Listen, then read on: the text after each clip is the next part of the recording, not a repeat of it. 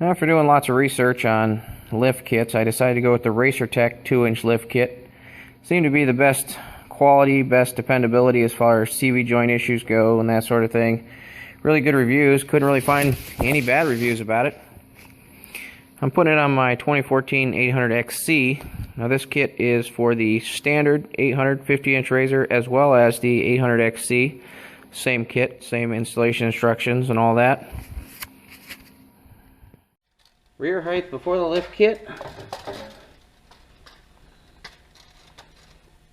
10 inches to the bottom of the hitch.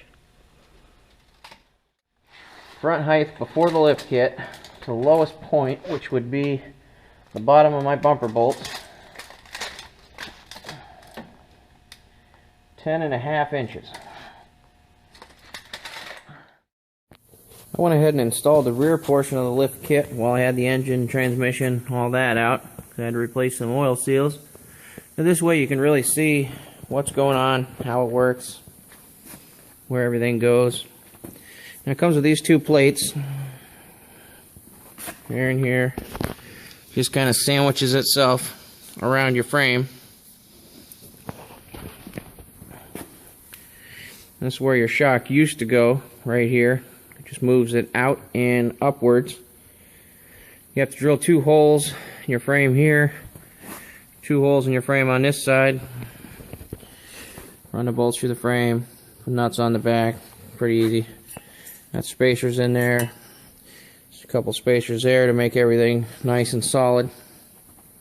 And that's pretty much it, not much to it.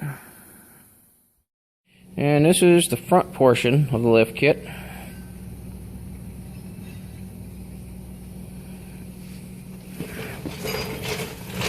What you're going to do, remove your front sway bar links, which as you can see I've done a long time ago because I have no use for them.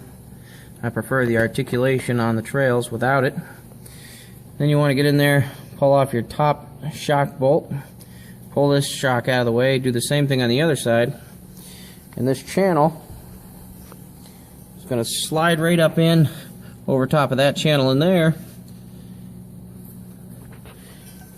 The inside bolts will go where your shock bolts used to go, and then your shocks will mount on these outside bolts. So it's moving your shocks out and upwards. Alright, there it is with both front shocks completely removed. Now, you don't have to take them all the way out. I just did make it easier to see what we're doing, so you can see really where it goes. But you see that channel runs straight down the center.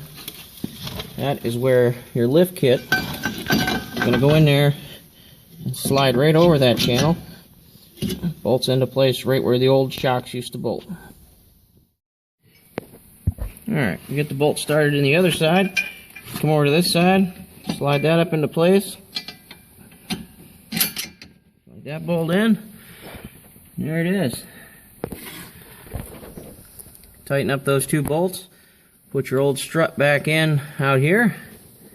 And if you have a 2012 and up RZR, this is a 2014. 2012 and up, they do not give you front sway bar links for the front, so you leave those off.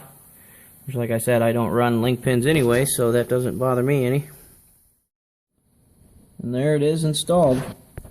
Pretty simple. 4 bolts. And you can see I'm not tightening my shock bolts yet because I'm still waiting on my dual rate springs to come from Racertech.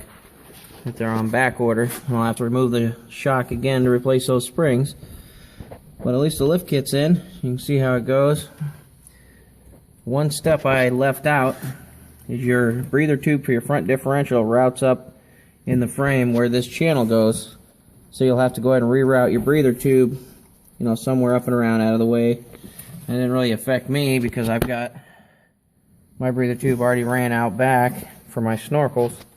But if you don't have snorkels, you'll just have to reroute it, you know, up over out of the way. No big deal. But that's the front lift kit. Pretty easy. Okay, here's the front after the lift kit.